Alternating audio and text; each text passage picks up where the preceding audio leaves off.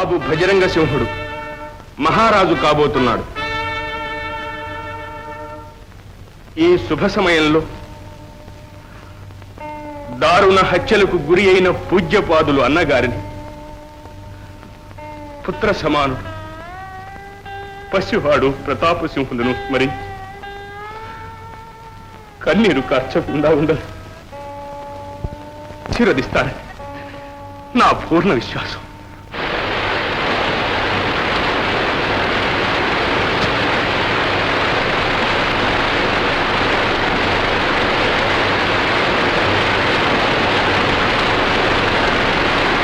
ఒకే ముహూర్తంలో ఇక్కడ నీకు జనసమాధి, అక్కడ బాబు భజరంగడికి పట్టాస్తే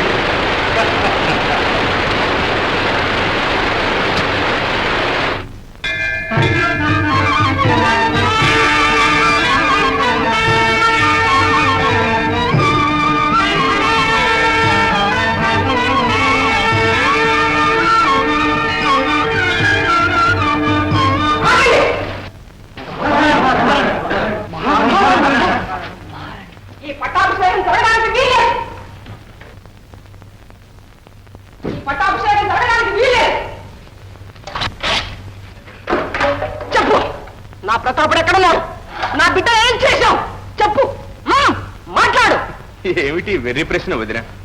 ప్రతాపుడు మనకు దూరమైన సంగతి మీకు తెలియదా? ఈ సభాసదులకు తెలియదా? పాపం, భర్తృశోకానికి పుత్రశోకం తోడై మహారాణి వారికి మతి భ్రమించింది. పాపి, చండాలుడా, మహాజనులారా, గాంధార ప్రజలారా, ఈ హంతకుని మాటలు నమ్మకండి. మీ మహారాజు నా కన్న బిడ్డ ఈ కసాయి చేత చిక్కి మరణించడానికి సిద్ధంగా ఉన్నాడు. లేండి, ఈ రాక్షసుని బారి నుండి మీ మహారాజును రక్షించుకోండి.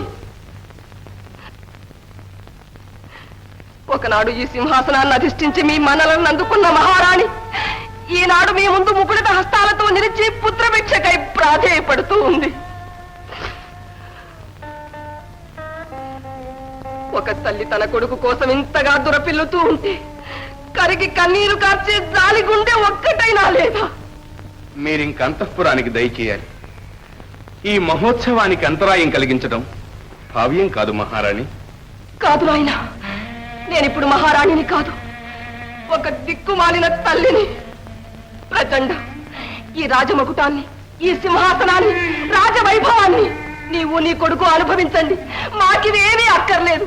నేను ప్రతాపుడు ఎక్కడికైనా దూరదేశానికి పోయి బ్రతుకుతాం. ఇదే నా కడసారి కోరిక. నా బిడ్డ నాకు దక్కించు నాయన, నా బిడ్డ నాకు దక్కించు. చూడండి, చచ్చిన ప్రతాపుని తెచ్చి ఇవ్వాలట.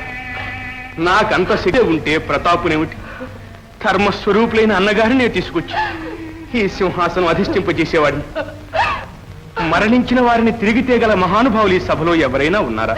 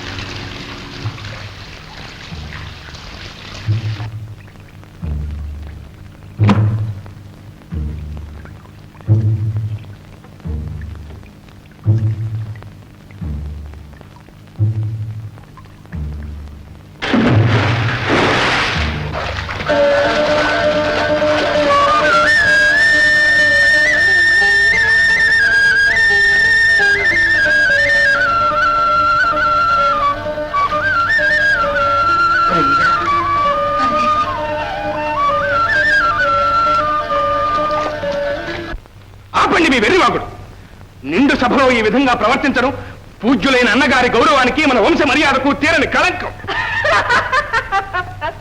వంశ మర్యాద, వంశ మర్యాద, రాజ్యకాంక్షకు దాసుడవై మీ అన్నగారి నిండు ప్రాణాలను పనికొన్న నాడు ఎక్కడికి పోయింది వంశ మర్యాద?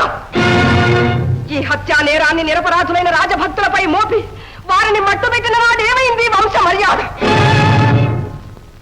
దారుణ హింసాకాండనంతా ఏ పాపం ఎరుగని ప్రతాపుని పేరు జరిపించి అన్యాయంగా అతని మీద ప్రజల్లో విద్వేషాన్ని రగించినప్పుడు ఎక్కడికి పోయింది వంశ మర్యాద? పవిత్ర రాజవంశాన్ని పాప పంకిలలో ఉంచిన చండాంగం, ద్రోహి, హంతకులం. ఆపుని పోరాపాలు వినమల ఈ మతిమాలిన మహారాణిని తీసుకెళ్లి అంతఃపురంలో బంధించు. ఆగు! ఈ లోకంలో ధర్మం అనుమాత్రమైనా మిగిలి ఉంటే నన్ను ఈ సభలో నుంచి ఎవరూ కదలపోయారు. పిరికి బంద! ఆ పిచ్చిదాని ఒకటి మీరు వెతుకుతున్నావా?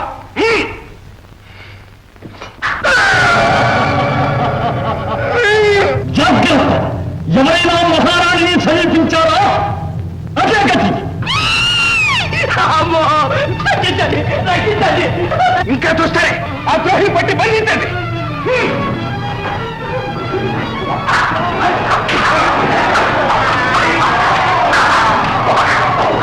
మూర్ఖుడా, ఇక నీ ఆదర్శం రాసనగంతా నా అధీనం. నీ పాపం పండింది, నీ ఆయువు తీరింది. ఇక నిన్ను రక్షించడానికి ఆ బ్రహ్మకైనా తరం కాదు.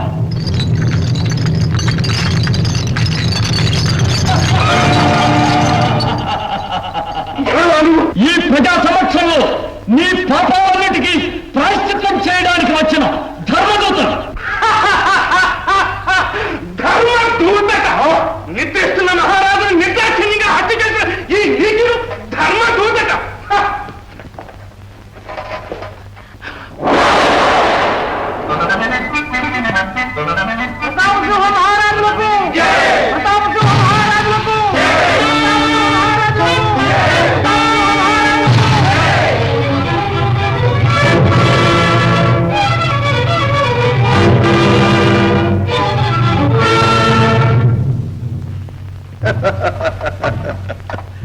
పిరికి పంద, మహావీరుల వంశంలో జన్మించావు. నాకు పినతండ్రి. సత్యం ముందైనా వీరుడు అనిపించుకుని వంశగౌరవం నిలబెట్టు.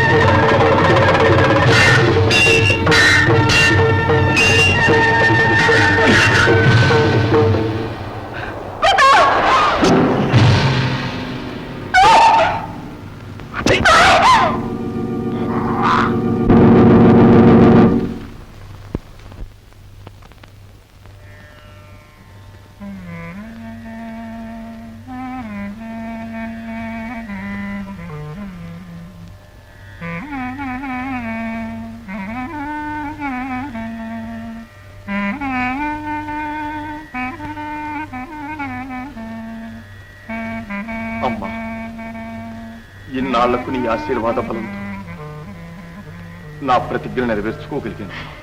నాయనా ప్రతాప్, అమ్మా, ఇదంతా మీ తండ్రి గారి ఆశీర్వాద బలం.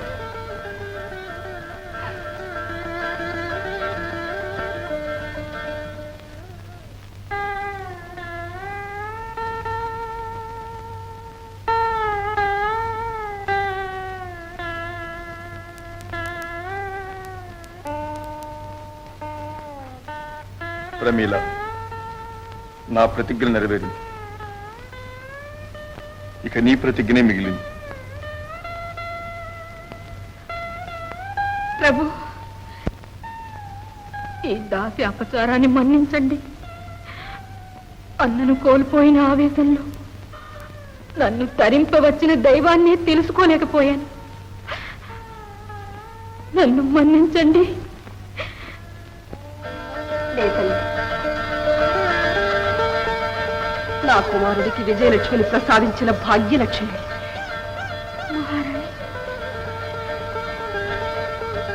అమ్మా, అరుగు నా వీర సోదరుడు. ఈ అఖండ విజయయాత్రలో నాకు అండదండగా నిలిచిన ప్రాణమిత్రుడు. మీరందరూ చేసిన మహోపకారానికి ఈ దేశం, రాజవంశం ఎంతైనా రుణపడి ఉన్నాయి. మహారాణి, మీకు దండం పెడతాను. అమ్మమ్మమ్మ, ఎంత మాట సెలవిచ్చారు. మహారాజు ఇన్నాళ్ళు మాలో ఒక్కడికి అమ్మసడమే మహాభాగ్యమని ఎంచుకున్నావు తల్లి. శంభు, చిత్త, ఎన్నటికైనా ఈ మహారాజు మీలో ఒకడిగానే ఉంటాడు.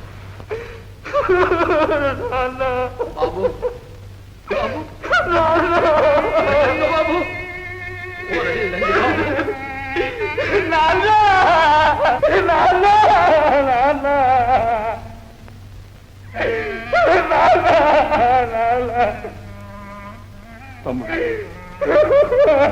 బజరంగ బాబు, ఏ బాబు, అన్నయ్య, అన్నయ్య, నీ తండ్రిని నీకు తెచ్చివ్వలేను నాయన.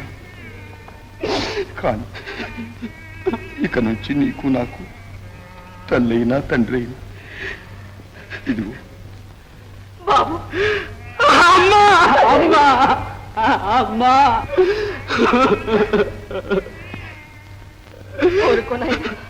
అమ్మా, నేను మా నాన్న దగ్గరికి వెళ్తానమ్మా. అలా అనకు బాబు.